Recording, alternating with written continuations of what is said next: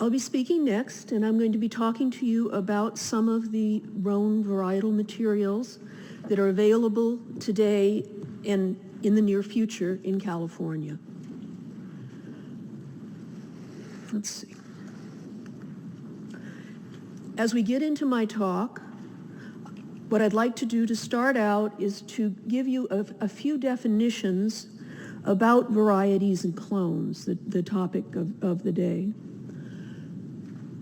A varietal, or a vine variety, according to Jancis Robinson in her Oxford Companion to Wine, is a distinct type of vine within a species of the vine genus Vitis, and the terms vine variety and grape variety are commonly used pretty much as interchangeable. Okay, so those of us in viticulture talk very freely about grape varieties. Most horticulturalists do not talk about varieties. The term that they use is cultivar, and I see my friend Glenn McGordy down here. He may have a few additional comments on this topic when he speaks this afternoon. I think many of you may know that as the Director of Foundation Plant Services, I work with quite a few different crops. We work with strawberries, we work with almonds, we work with apricots, roses, sweet potatoes, etc. And for all of those other crops, all those other horticultural crops, we use the term cultivar.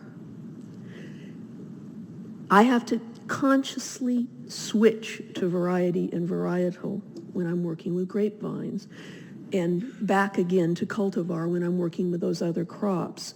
The use of the word cultivar came into common use among horticulturalists because it has an additional precision to it that variety does not have, and it's been about 20 years that if you use the term variety for these other crops, that you're looked down as a little bit old-fashioned. So what does Richard Smart have to say about the term cultivar? This is very much from a viticulturalist point of view, I must say. He says it's a term developed by professional botanists, as if that's some sort of a vice, to mean a cultivated variety. In a strict sense, vine varieties are cultivars, but the term does not have a wide following outside professional botanists and horticulturalists.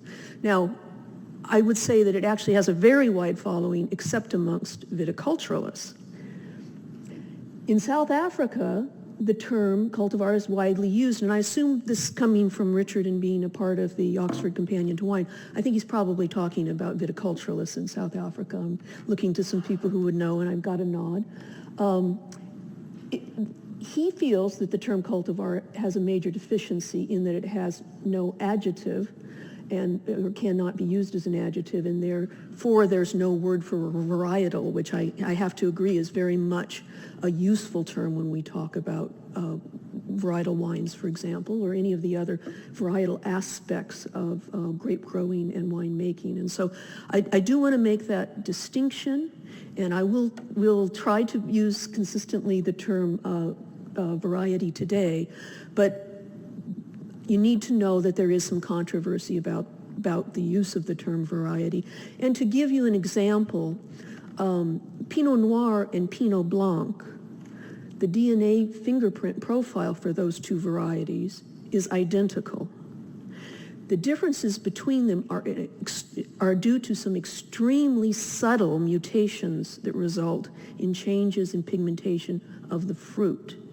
But from a botanical point of view, they really are very much the same, and the differences are very, very minor, but sometimes these minor differences in terms of the aspects of a particular variety that are important to us as grape growers and winemakers result in having varietal differences that maybe are extremely minor from a genetic point of view. So with that, we'll also talk about clones. Now, clones, as I mentioned earlier in my introduction, clones are subsets of grape varieties. And here I think I prefer the definition in Hortus III.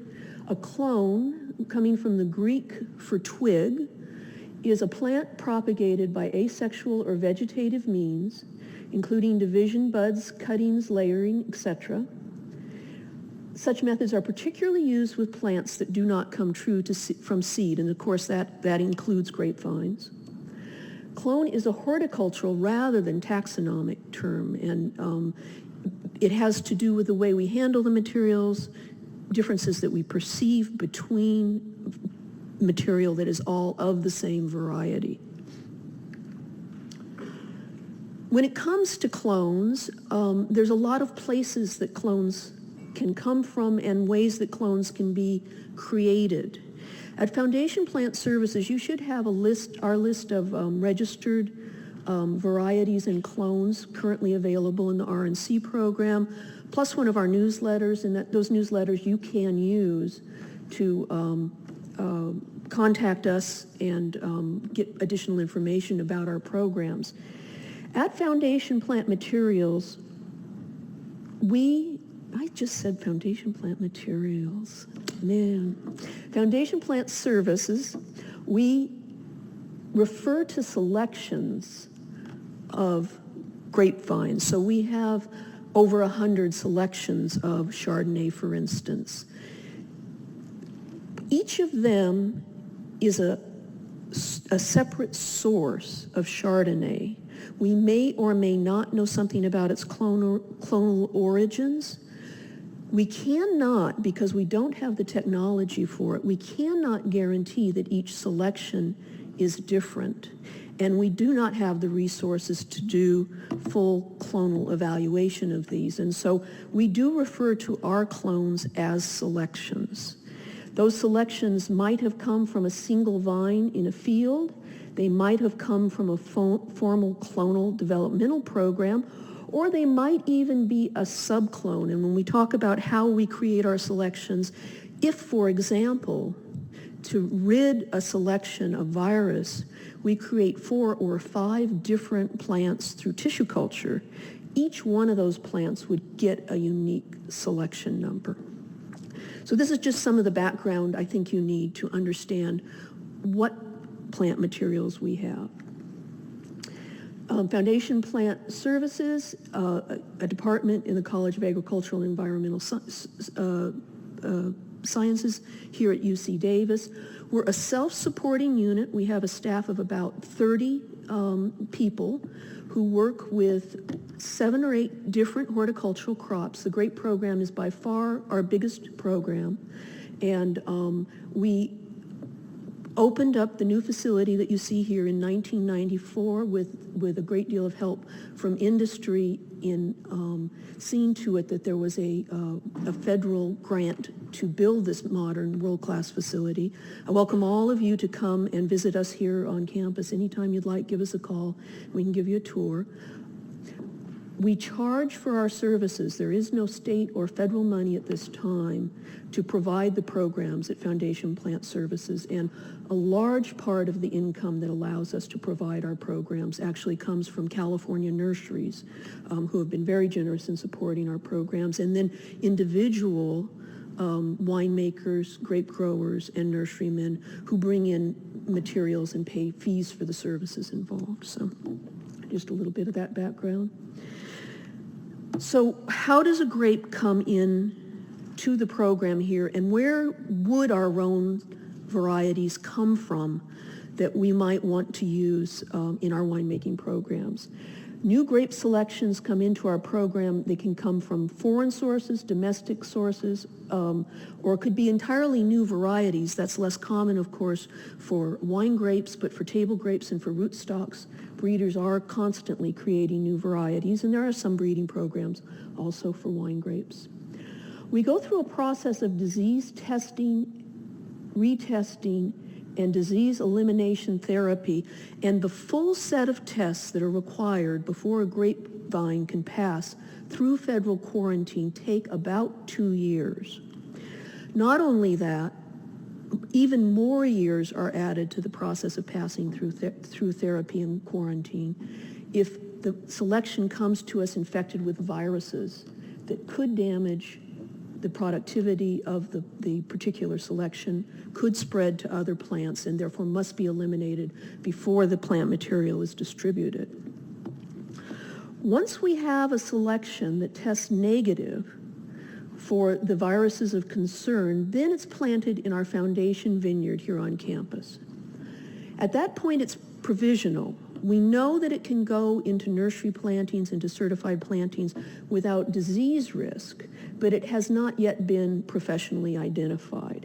It's only once professional identification has occurred and the vines have been verified as correctly identified that the vines become registered and are in the California Registration and Certification Program.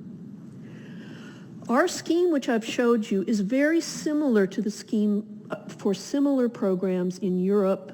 The French scheme shown here, for instance, involves some screening in the field, some field evaluation, and then going on to conservation in the European equivalent of the foundation and the RNC blocks at the nursery. The Italian, German, Spanish, and Portuguese systems are not too different. There's some discussion about which viruses are of concern, how to test for the viruses, but the goals of these programs are very similar. The major difference is that in Europe, tremendous public monies have gone into clonal evaluation programs. Those funds have not been available to those of us here in the United States who are interested in clonal evaluation. And so for the large part, the materials released by Foundation Plant Services in our registration program have not been clonally evaluated. Some clones which have been evaluated are in the program. I think you'll be very interested, for instance, today in hearing from Wayne Farquhar from Australia about some of the Shiraz clones, which he has been kind enough to swap for some of my clones, and will soon be released from our program. He's doing some evaluation work. We can't assume that their performance will be here identical to what it is in Australia, but at the same time, we do believe that the relative performance of different clones in different locations should be similar, i.e. a low-yielding clone is probably low-yielding compared to a high-yielding clone wherever those two clones are planted around the world. What do we do if we want to get rid of viruses? For almost 50 years, heat therapy, where high temperatures, 37 degrees centigrade or more, were used over long periods of time in growth chambers to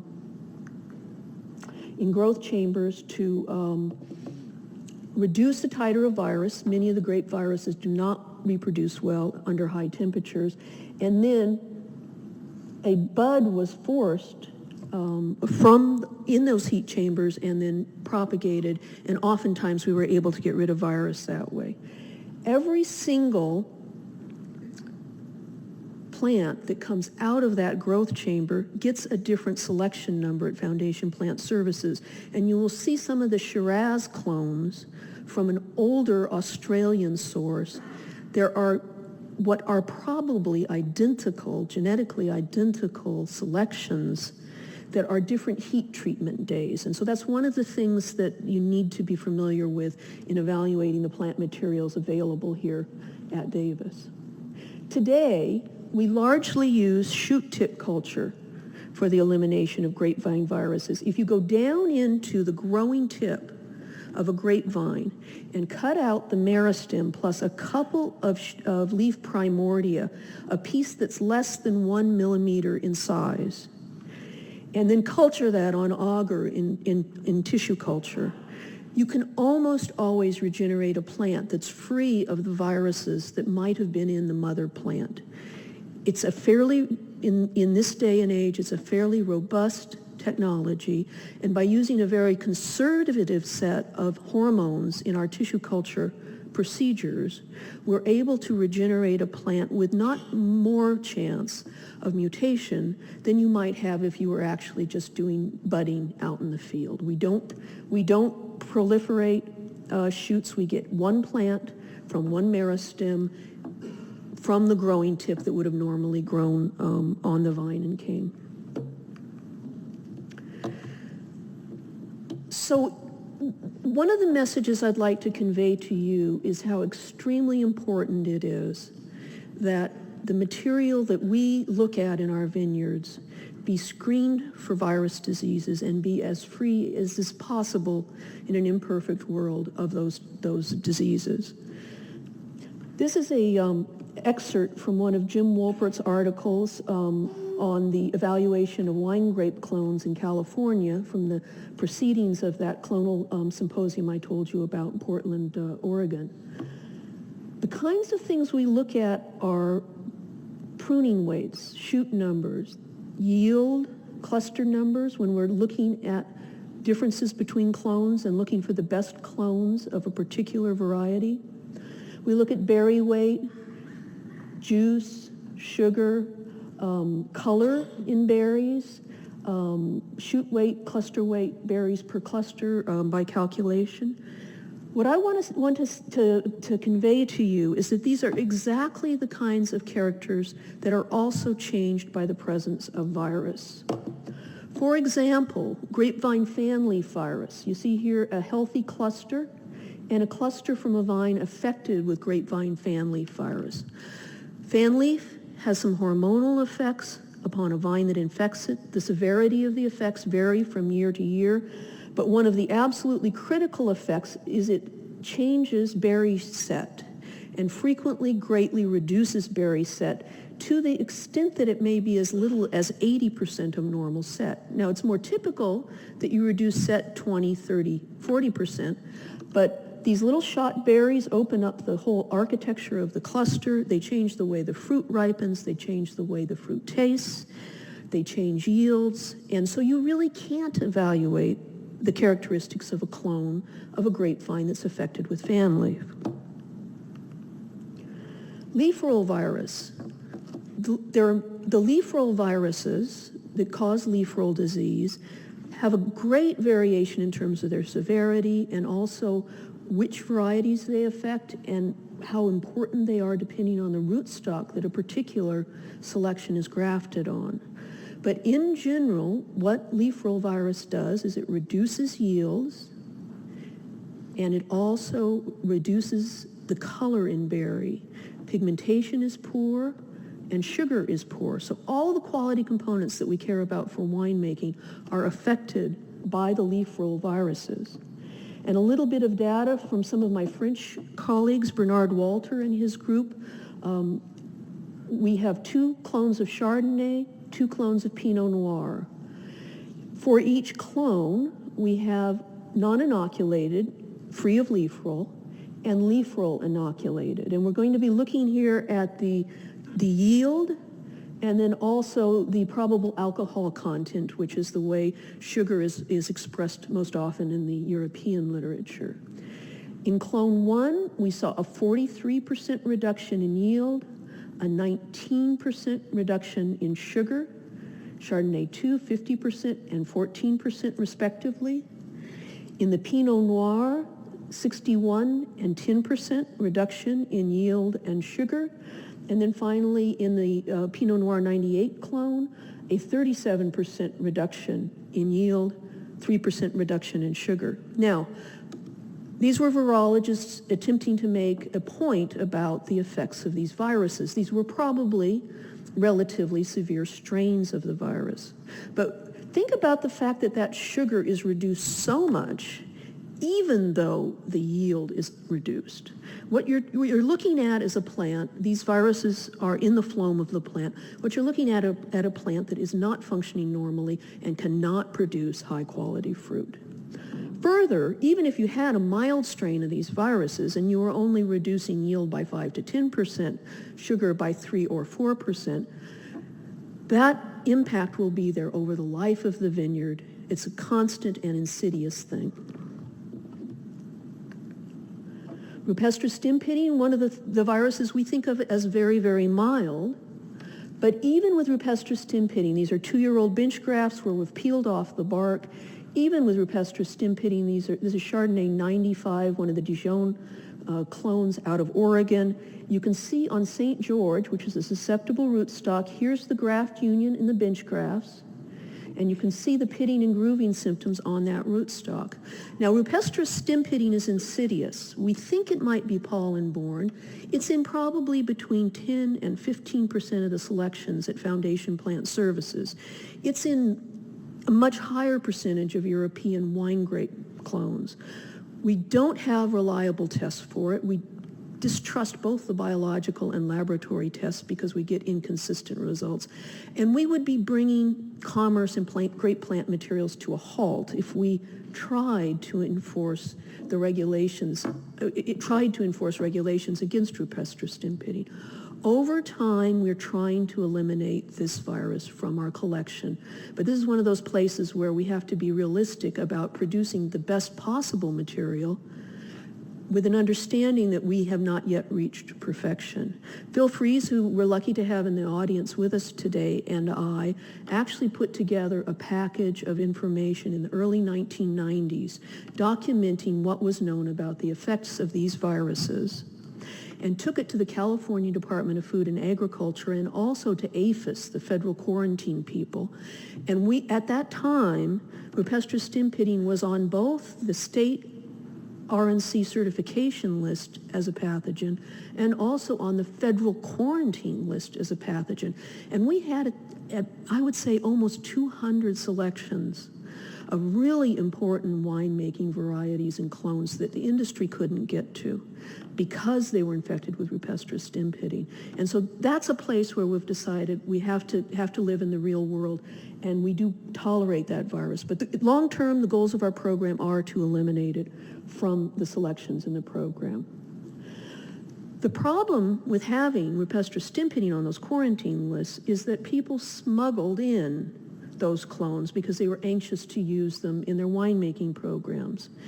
And there are some very serious exotic pests and diseases in Europe that we don't have here in California. I think that maybe the level of sensitivity of people in the industry has come up quite a bit since we've been plagued by the glassy-winged sharpshooter, the increasing spread of Pierce's disease, and also the vine mealybug in California. There are pests and diseases in the grape growing world that we don't want here. We're in the new world, and we have a relatively clean viticultural environment to work in, and we want to preserve that. So it's very important, I think, for us to bring in the materials all of you want, so that people don't get frustrated and take that risk with the well-being and health of our vineyards. Oh, just one more thing there. I did want to mention, it is almost certain that the vine mealybug came in on table grapes smuggled into Southern California from the Mediterranean. Now, as I talk today, I'll be talking about the varietal materials and clonal materials of Rhône varietals that are available at Foundation Plant Materials Service.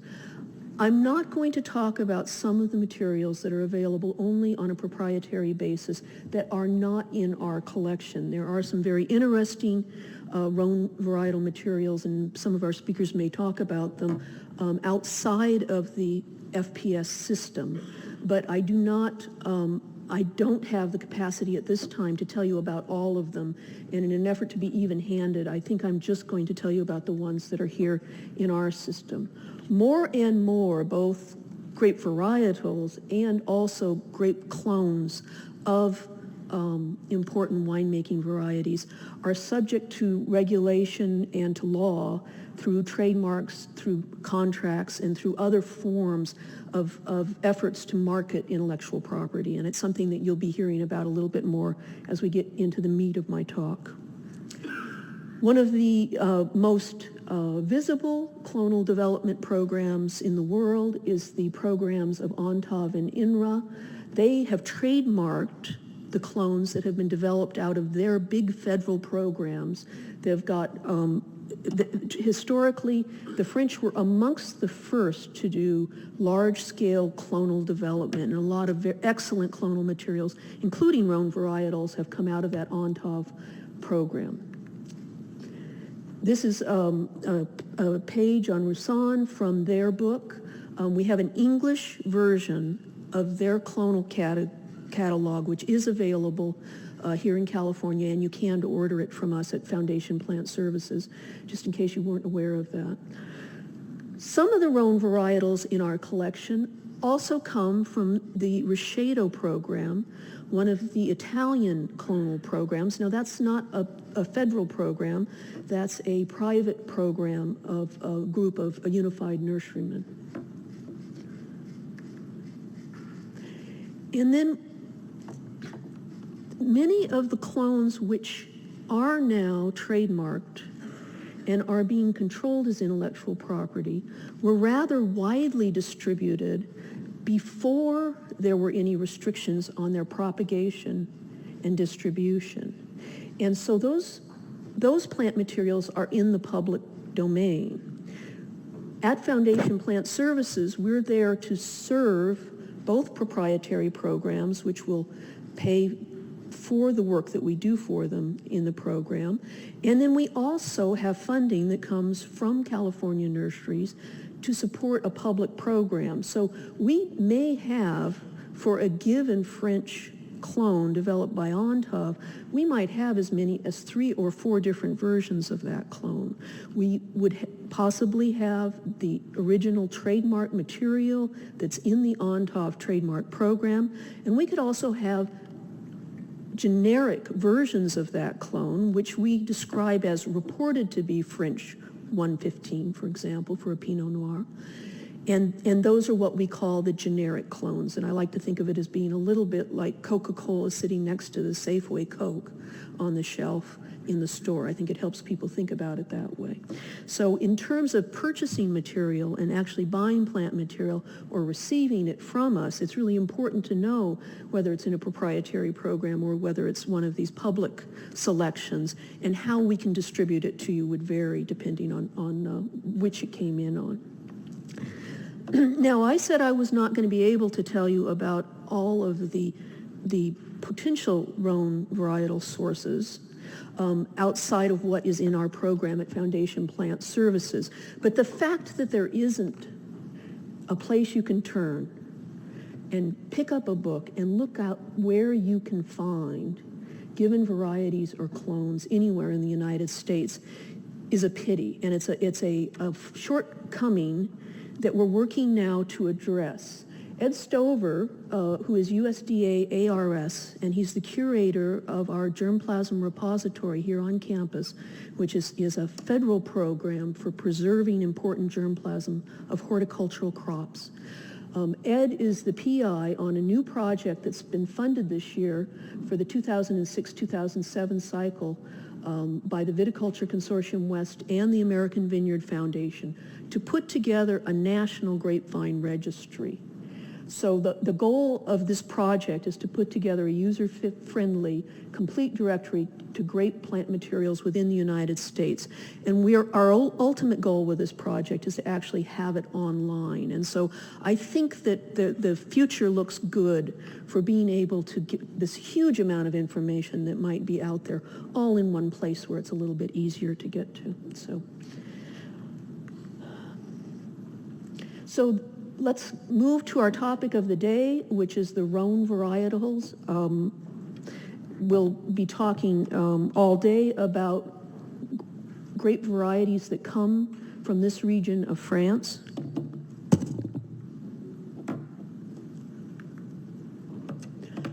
We have actually been lucky enough to have several different sets of Rhône materials come to us. And I'd like to start off by telling you about the biggest collection.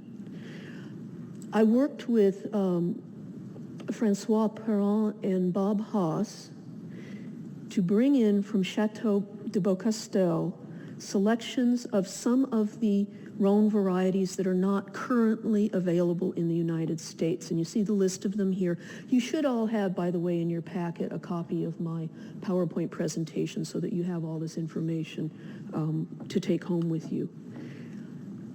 These 8 varieties came in from vines that were selected by the technical people at Chateau Beaucastel as the best examples of these varietals in their actual production fields in France. They're in federal quarantine. We received budwood of them. They came in not this winter, but the winter before. They've started that 2-year process of quarantine.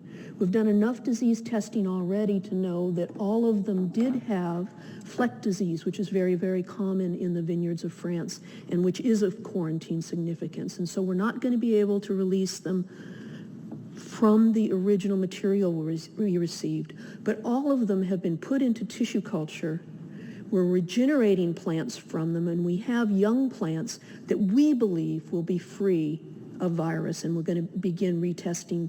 We're going to be able to, I think, next winter begin testing some of those to see whether they can qualify for release from quarantine. So I think it's good for you to know that these are in the pipeline, and I think this is going to be a very exciting set of varietals that will be available to you for your winemaking programs before too many years pass. I did today in my talk include Petit Syrah. The Rhône Rangers in California include it on their list of Rhône varietals. I don't think I would technically consider it a Rhône varietal, but I just wanted you to know why we do have it here on some of these lists before I get to that little piece of my conversation. There is a very old vineyard in St. Helena. I actually don't know if it's even still there, but in the property around the library there. And Jim Wolpert and I, Ed Weber, visited that vineyard. I've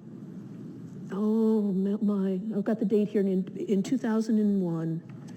And Jean-Michel Borsica, if you don't know him, he's one of the world's leading ampelographers and viticulturalists. He's at Montpellier. And he was able, because of his special gifts, he was actually able to pick out some varietals in that ancient planting that he thought might be of interest to our program. And so amongst those was a selection of Durif, one of Pelerson, and one of Syrah, which are all in the process of being included in our program. In addition, Robert Britton at Stag's Leap Winery gifted us with what he felt was the best of his Petit Syrah collection, 3 selections of Durif and 3 selections of Pelerson. They came in 2004 and are currently in the process of being added to our program. So now we'll go through variety by variety and talk about what's available. Bourboulon, we have 1 selection from the Chateau Beaucastel collection that I told you about that we're working on cleaning up and will release as soon as it passes the virus disease tests. Carignan, we have 2 older selections that have been in the collection for a long time. I'm told by knowledgeable winemakers that some of the proprietary selections of Carignan that have come in some of the other programs are really superior in terms of winemaking. I have not seen actual trials and data on that where where these selections and some of the on-top selections were handled equivalently in terms of yield, soil, and et cetera in a true clonal trial. So I guess I'd have to say that that's only hearsay. I believe that there is some good material both in the Tablas Creek program and also in the ONTAV program. There are ONTAV trademarked selections and clones that are available commercially in California that did not come through Foundation Plant Services. They came through the Missouri grape quarantine station, and so I don't have access to records on those particular selections. Cinsault, an early ripening red that is actually the parent of South African Pinotage.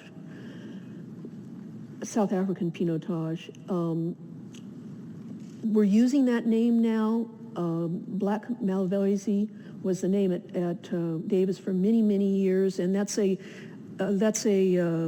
term used for more than one, for several different varietals throughout France under different circumstances, and I think we're best off putting that behind us. We have DNA tested our Cinsault, and we are pleased with the name change, I think. We have, we have 2 older varieties that have been in the state for a very long time, Cinsault 2 and 3.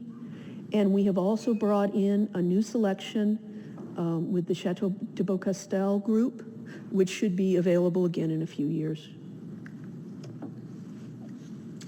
Claret Blanc, 1 selection coming in the new set from France.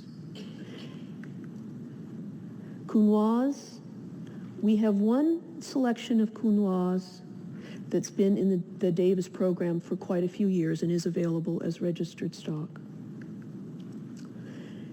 Petite Syrah, let's look at the Petite Syrah issue. I think maybe, perhaps someone would comment on this, but I think maybe because in California these grapevines were referred to as Petite Syrah, that there became an association with true Syrah. Despite the oddity of the name spelling. It turns out that almost all of the Petite Syrah in California is actually Durif, some is Pelersan, and Durif actually is the offspring of a cross of Pelersan. We know this because it's possible to run DNA markers of parents and progeny and anticipate what the DNA ID fingerprint should look like if those are the parents of a particular progeny. And Dr. Carol Meredith and her staff, Jerry Dangle, who now works for Foundation Plant Materials Service, doing our DNA identification work, were able to demonstrate that parentage. They looked at, in their survey, 21 different vines from campus and 53 different sources of Petite Syrah from 26 private vineyards in California. And what they found is in vineyards labeled Petite Syrah, they found Durif, Pelersan, Syrah, and even some Pinot Noir. It is the Durif that most fans of Petite Syrah are focusing on in terms of developing good clones of those varieties. And what we have been doing is working on bringing in Durif clones from various sources, cleaning them up and getting them registered. And you can see here some of the ones that are in process now, from the Morosoli Heritage Vineyard and from Stag's Leap. So there will be more clones available soon. Pelersan, we have 4 clones that are in process. 1 just very recently made provisional, and plant material will be available from the St. Helena library source, and then 3 coming in from Stag's Leap wineries donations. Grenache Noir, we have some old clones that have been in Davis for quite a few years. The 01, a California vineyard source, the 03 from the old Jackson Vineyard up in the foothill, where Dr. Goheen was able to rescue so many interesting varietals. Grenache Noir came from Rocheto, Italy. It's a registered selection. It's in a trademark program and available from Novavine. And then there's an Ontov clone, 515, which is registered and is available from licensees of the Ontov INRA program. Marsanne, it's frequently included in discussions of Mediterranean varietals. It's not a Châteauneuf-du-Pape variety. We have an old clone that's been in the program at Davis many years and is registered. There is a registered Ontov INRA trademarked clone, Marsanne 574, which is in the program, only available from licensees of that program commercially. We have a Marsanne that was donated to us by Sonoma Grapevine many years ago that will be available this fall as mist-propagated plants. The MPP, when you see it, is mist-propagated plants. And then we have Another one that came from Mendocino County, I think, Glenn, we probably need to thank you for that one, and it's also provisional and could be available. Mourvèdre, there are 4 selections of Mourvèdre available at FPS. We have 2 old selections that came to the program from a California vineyard from before 1960. We have the Ontov clone 450 in the trademark program, and then we have a selection that is reported to be French clone 249 that came to us from Mendocino. Muscardin, we have a selection coming in the Chateau de Beaucastel collection that came in 2004, and we hope will be cleaned up and available to you in a few years. Muscat Blanc, we have a selection that came to us through Italy, which is available commercially at Novavine. We have a selection that came to us from Italy earlier on in 1963, which is public and is available today. And then there is a selection of Muscat Blanc in the Ontov INRA trademark program, which is available through any of the licensees of that program. Picardin, again, big breakthrough bringing in this collection from Chateau Neuf de Pau. Picpoul Blanc, part of that large collection of new varietals. And then Roussanne. We have 3 selections of Roussanne, 2 from California vineyards, and the 3rd in the Intov trademark program. Syrah. Syrah, we have a tremendous diversity of material available already. There's a great deal of interest in it, and I'm not sure at all that we're done collecting new clones of Syrah. First, the Australian selection. These Shiraz, you can see, all came in together. The material came in, was heat treated, and so each of these is a different heat treatment, but probably is genetically identical. We have 2 new Shiraz coming in from Australia, and we've made the decision that when a selection of Syrah comes from Australia, we will use the name Shiraz for it, because that conveys some information to people who use that material. There's pluses and minuses on either side of the argument, but we have 2 new clones in quarantine that we hope to release fairly soon. I think the testing will be completed this fall. And they came from the Savvy program. And later today, Wayne is going to be telling you about the performance of those clones, and I think there'll be something that there'll be a lot of interest in. We also have quite a bit of generic French material that's in the public program, reported to be French clone 300, 174, 100, 877. Now, in terms of numbering selections, and again, as I told you, at FPS we like to talk about our selection numbers rather than clones, we assign a unique number to each selection. Because the French have numbered their clones consecutively regardless of variety, their numbers are a lot higher than us. And in one of the rare moments of making things simpler rather than more complicated, we were able to reserve the French number for the trademarked materials. And so you'll see that Syrah 100 and Syrah 99, which are in the trademark program, have the same number at FPS as they do in the French program. If you see something that's reported to be a French clone but is not in the trademark program, it is assigned its own number with us because it may have come to us more than once. It may or may not be correctly identified as to which clone it is, and we may have put it through disease therapy before we released it, and we need to keep track of that as well. And that's why there's such a proliferation of numbers for these selections. More Syrah, ONTOF trademark clones in the registration program, 300, 471, 525, 877. An Italian selection that came to us from the repository many years ago. Just cleaning that one up and getting it into our collection. It's provisional now. From the St. Helena Library, a provisional selection. Mispropagated plants are now available. And then we're still working on a selection we got in the Morosoli Heritage Vineyard in Napa, which is also an old vineyard of mixed planting that Jean-Michel Borsica helped us sort out.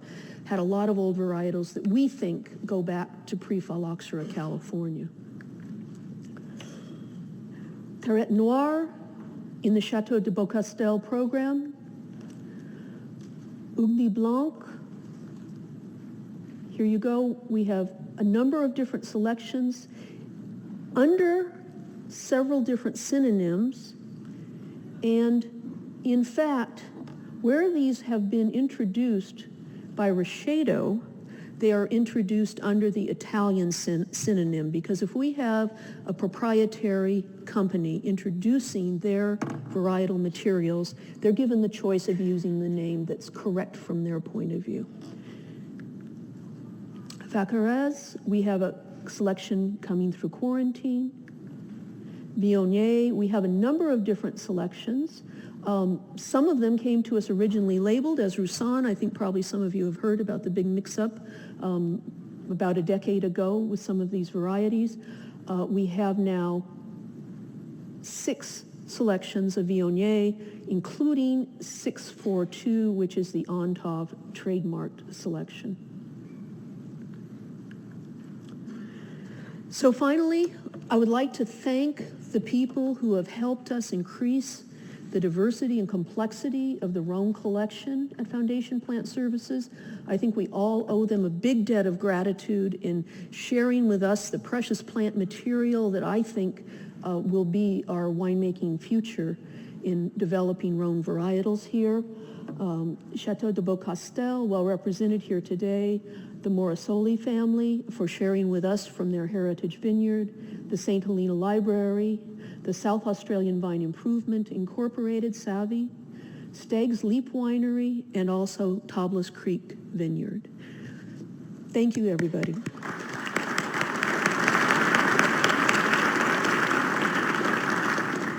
So I'd be glad to take a couple of questions, if I have any. Yes, thank you for your talk this morning. So if I understand things correctly, the Syrah Antab Interim 877 is not the same as the other Syrah clone of 877. Is that correct? We don't know that they're the same. There's no way to tell whether they're the same. They might be the same. Yeah.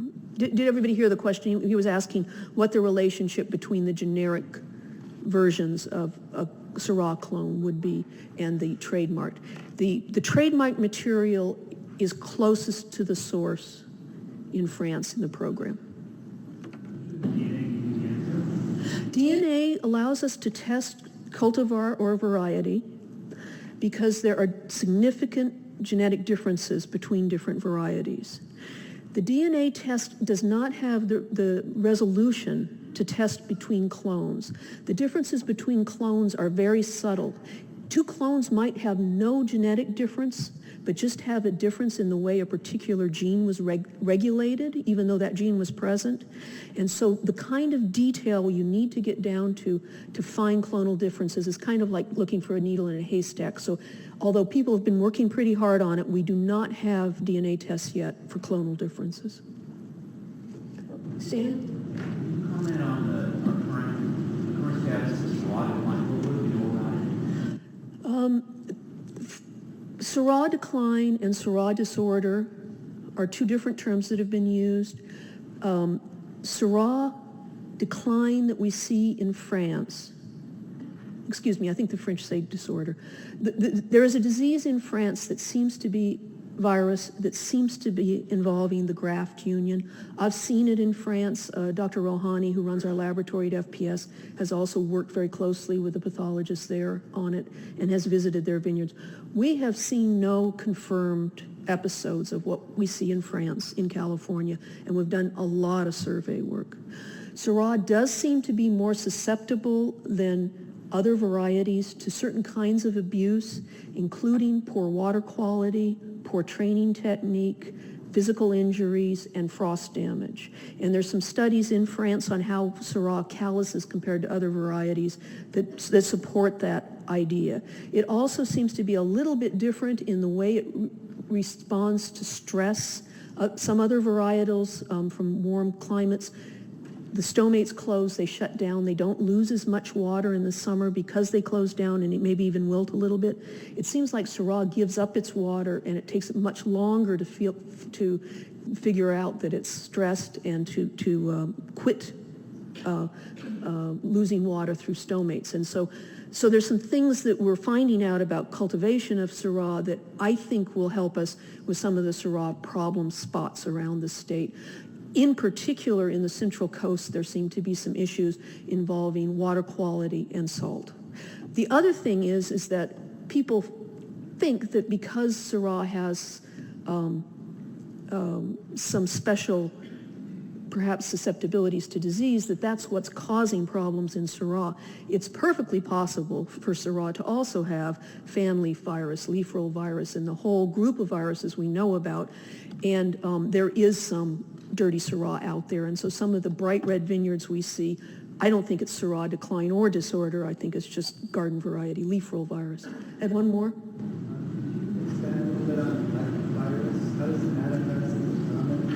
Fleck virus is fairly common in Europe. It's not common in our certified materials in California because we've done a pretty good job of eliminating that one.